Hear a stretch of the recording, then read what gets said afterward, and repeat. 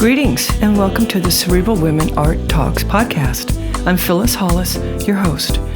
As an extension of my Instagram page, Cerebral Women, this podcast offers insights into the visual art world. I interview artists, mainly artists of color and female artists who will freely articulate what inspires their creativity. In addition, you'll hear interesting perspectives from dedicated art professionals who work with artists and the art institutions that feature them. I'm confident that collectively, these individuals will indeed stimulate your mind as they do our eyes. Please know these interviews are conducted in my Manhattan apartment, so please forgive the background sounds of city life. Welcome to the Cerebral Women Art Talks podcast. This episode features multidisciplinary artist Carl E. Hazlewood. Born in Georgetown, Guyana, in South America, he is now based in Brooklyn, New York. He is focused on reinvigorating abstraction through a range of mediums. His work encompasses permanent mixed media pieces, spontaneous installations, and the inventive use of everyday materials. A painter and sculptor, Carl has also worked as an independent curator, project consultant, and writer for many organizations. He was the co-founder of Aljira, a nonprofit center for contemporary art in Newark, New Jersey, from 1983 to 2018. During that time, he organized the exhibition Modern Life with the curator Okwe Inwezo. Solo exhibitions of his work include Blackhead Anansi, Constellations at Charlotte and Philip Haynes Gallery, Wake Forest University, South Carolina in 2023, Racing Thoughts, Fever Dreaming at Art Basel Miami Beach in 2022, where Artsy listed his exhibition of paintings among the top 10 presentations at Art Basel Miami Beach that year. He also had a solo exhibition titled Blackhead Lyricism at Wellencourt Gallery in 2022. He is in the collection of the National Museum of African American History and Culture at the Smithsonian Institution in Washington, D.C., Ogden Museum of Southern Art in New Orleans, Louisiana, the Schomburg Center Collections in New York, the University of Guyana in South America, the National Collection of Fine Arts, Constellani House in Guyana, to name a few. Carl received a BFA with honors from Pratt Institute in Brooklyn, New York. He has an MFA from Hunter College, and in 1973, he attended the Skowhegan School of Painting and Sculpture. He has been the recipient of fellowships and has attended residencies both nationally and internationally. He has written or contributed to catalogs for various museums in both public and private institutions. Enjoy this episode featuring Carl E. Hazlewood.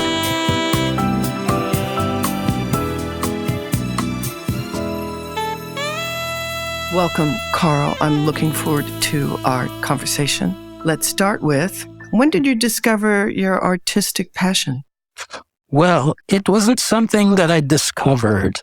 I think I got to art a little differently from most people because, I was sort of, by the way, I'm from Guyana, so I lived in Georgetown, Guyana, and I was born with a hole in the heart syndrome, something that we found out later on when I couldn't walk or, whatever, it was tiring. But I had to be home a lot. My mother homeschooled me for most of the time. Occasionally, she would send me out to regular school, so I'd be socialized, so I'd be friendly and talk with people, but that didn't happen until anyway. So while I was home, my instructions were, while she went out to work, to have something ready for her each day when she comes back, an essay, a poem, something. And she was kind of a different person. She had lots of talents herself. And around me at home were lots of books, Shakespeare, Dickens, the classics, and so on, which I read, not knowing I was a little kid. It should have been above my range, but I loved those. I loved reading. I loved looking at the illustrations that came with it. And many of the books, the older books, were illustrated by old master paintings or just illustrations. To me, those were just as intriguing as the words. I think I got the habit of associating words with images because the images were in my head, Mm-hmm. As a kid, I was pretty much alone. I have a sister and brother, but they were doing their thing, whatever, but I was home and I began to make art. My mother strictly told me, don't go outside while I'm away, while I'm at work, don't go outside. But I would go out and dig in the mud, the clay. It happened to be nice clay. I heard about making things, so I would make these heads and I would make stuff out of the clay and I would draw and draw. When my mother came home, she would very carefully not notice that I was outside, but admired the little things I made and the paintings and the drawings, but it got to be such a thing that she would have to get a drawing book each week because I used it so much.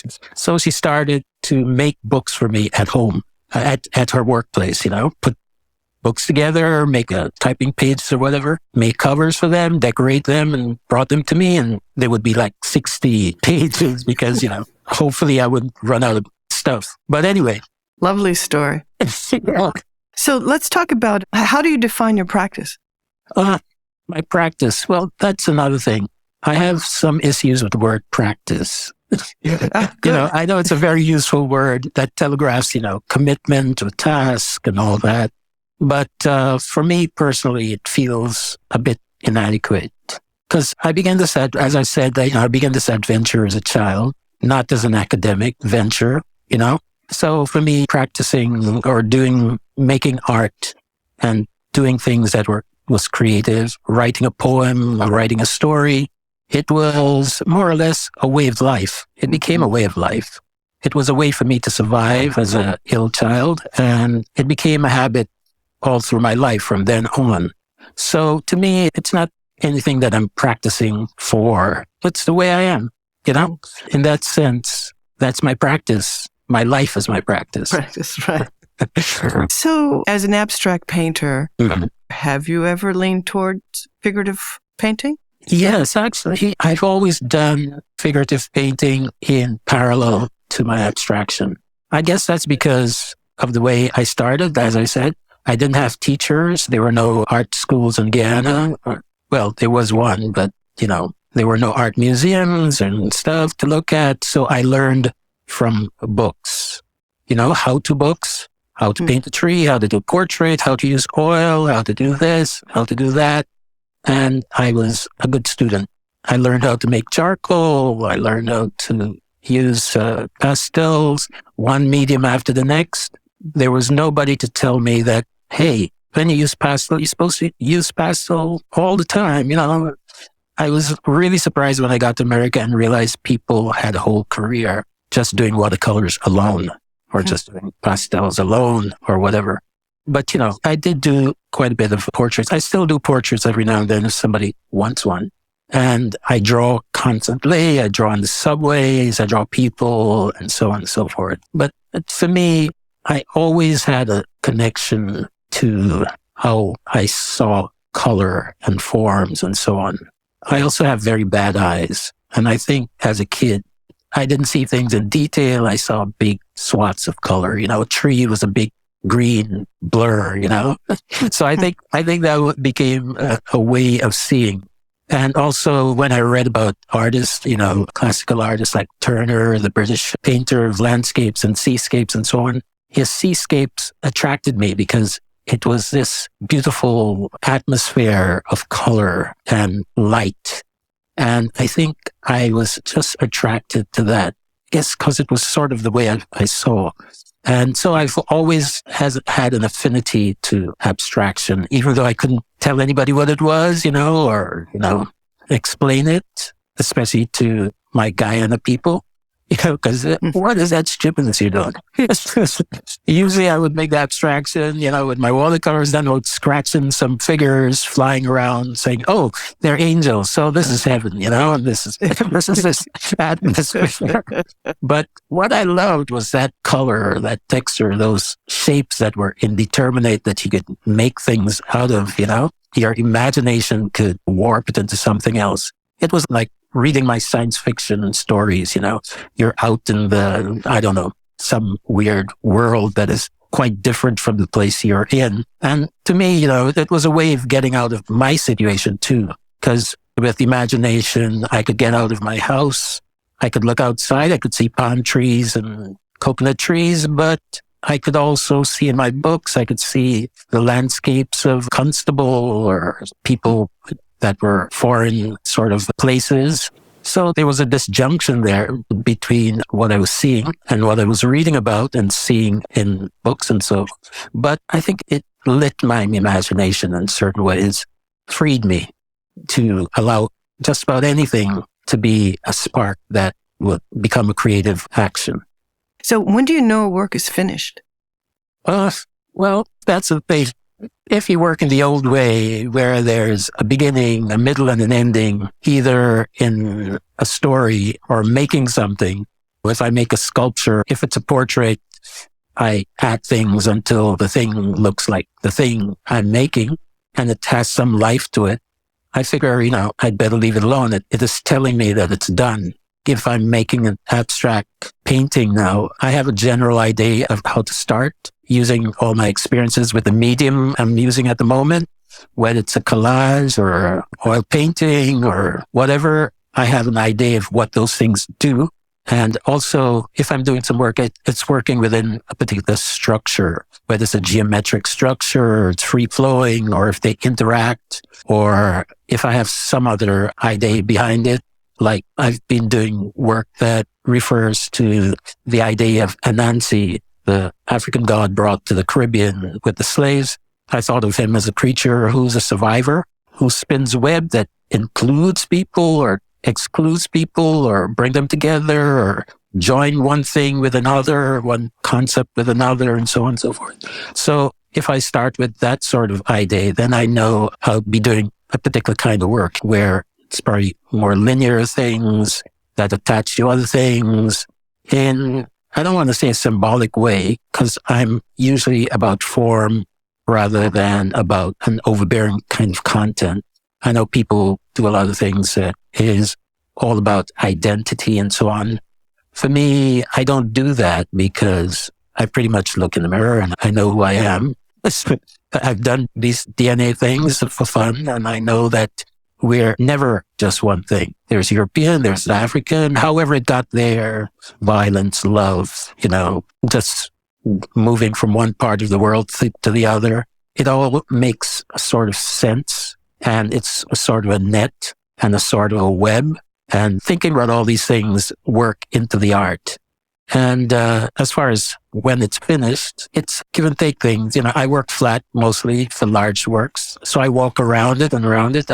Now, sometimes I have no idea which end is up until I pick the thing up and lean against the wall. So it's always a difficult decision, but I've discovered the best way to find out if it's done is to stop. Just stop. Tell me, do you feel Black art can be defined? Well, Black art, that's another thing. Everything connects back to my childhood and so on, Right. Back then, I had no concept of myself as a Black person, In Guyana, there are Indians, descend from indentured Indians. There's Africans, descend from Africans. There are Europeans and so on and so forth. And everybody sort of mixed. I mean, these things are used for political effect. One person against the next. But I didn't think of myself as Black in the American way until I got here. Mm-hmm. And I realized, I'm something else. Black art to me is art made by Black people, whatever kind of art it is, whether it's abstract or figurative or surrealist, whatever you want to call it. It's Black only because we did it or somebody did it. Because I don't think there's white art. There's art that is a sort of a thing that is universally used to focus who you are as culturally and so on. When do you decide on the title of a work? Well, if I'm doing a series of work, I may have a general title before I start working, but it doesn't determine exactly what I make. But if I'm working intensely, working on several works at a time, like a series or something. I don't title anything until I'm done. Because most of the time, I guess I go for poetry rather than for description. I want a title to have more of an evocative sensibility rather than something that it's overdetermined that tells you what to think. So I would say in most cases, I wait until the thing is done. I look at it and figure out what it evokes for me, and to make sure that it isn't something that is overdetermined. I guess that's how I come towards naming things. What are you excited about right now? Well, the situation in the world is awful at the moment. And I try not to get excited about that sort of thing, whether it's positive or negative, or how it impacts me, or how it impacts the world or my friends or whatever. What excites me now is having the ability to work without interruption, without having to do something else. I guess that's one benefit of being older. I've done lots of things. I've worked as a curator. I've worked reviewing art for magazines. I was a co-founder of an organization called Aljira, a Center for Contemporary Art, which ran for 30-something years, from 1983 all the way to 2018. And I enjoyed working for other people. But at a certain point, after you've given all of yourself, it's a social exercise for my fellow artists to help them to become who they need to be.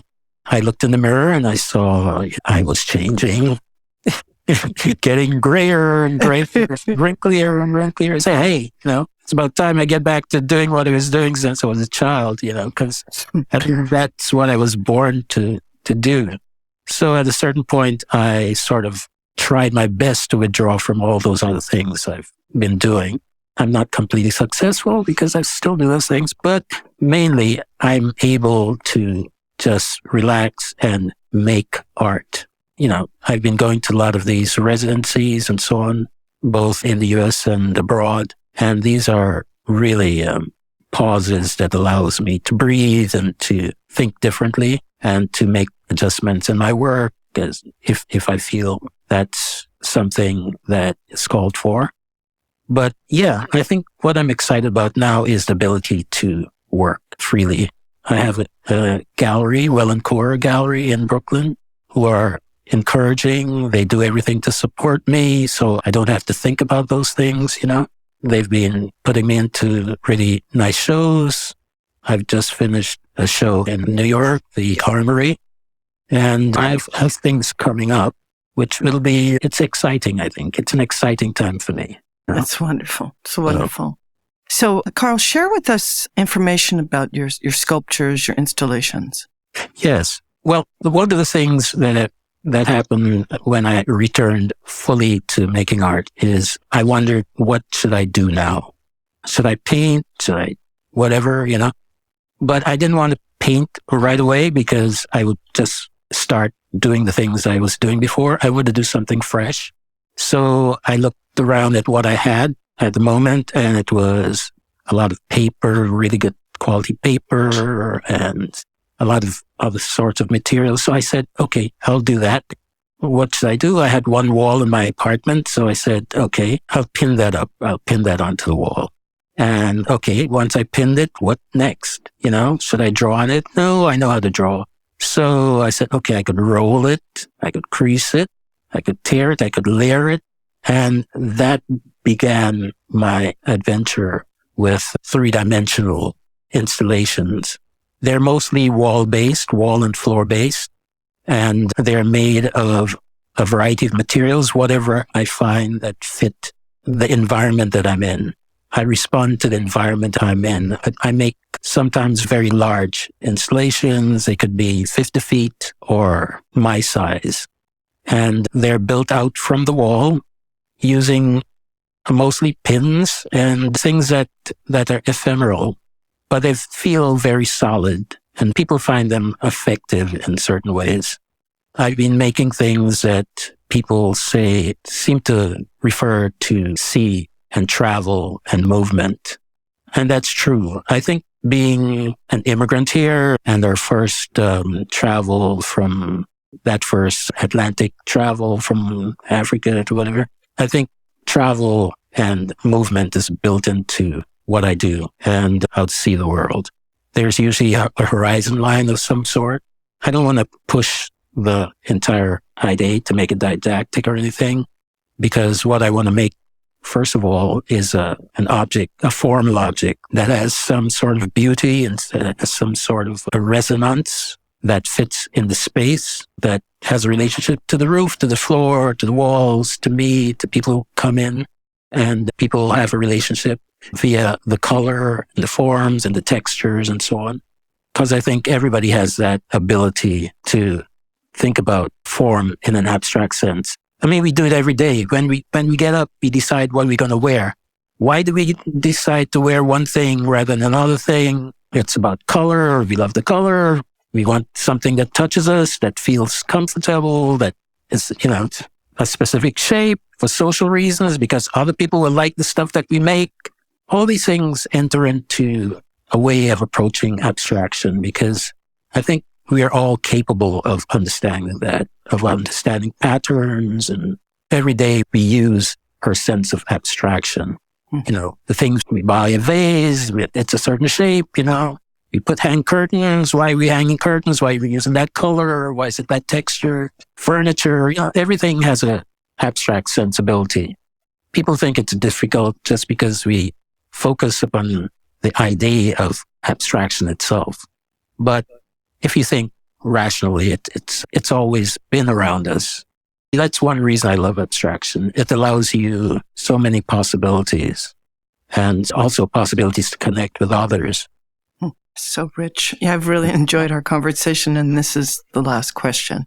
What do you feel is the purpose of art? And as an artist, what is your role? I guess, I'll answer the last part. I think my role has been mainly as a facilitator, especially through my curation and other activities. Connects people together in unexpected ways, even in ways that I myself don't expect. The purpose of art, it depends, it depends who you are and what you are. There's always a purpose. I mean, in the past, the Catholic Church, let's say, had a purpose in using great masters like Da Vinci and all these great people that you've heard of forever, because they had something they wanted to communicate to the people they wanted to control or be in charge of or whatever. Politicians have their own reasons for using art in certain ways. There's a certain kind of art that was used in socialist places because, they had a point of view. But for me, as I said, art has provided me a way to live since I was a child. And even now, it's a way of entering a different space. If I'm ill, or if I'm bored, or if I'm alone, or if I'm whatever, there are ways to get out of those feelings, or to expand on it, or to wallow in it via art and music and stuff like that. Art and music. Art yes. and music. Music was another part of my family business, but that's a whole other story. Well, thank you so much, Carl. I really appreciate this. Oh, it was fun. Thank you for listening to Cerebral Women Art Talks podcast. For additional content, please visit cerebralwomen.com and be sure to follow Cerebral Women on Instagram.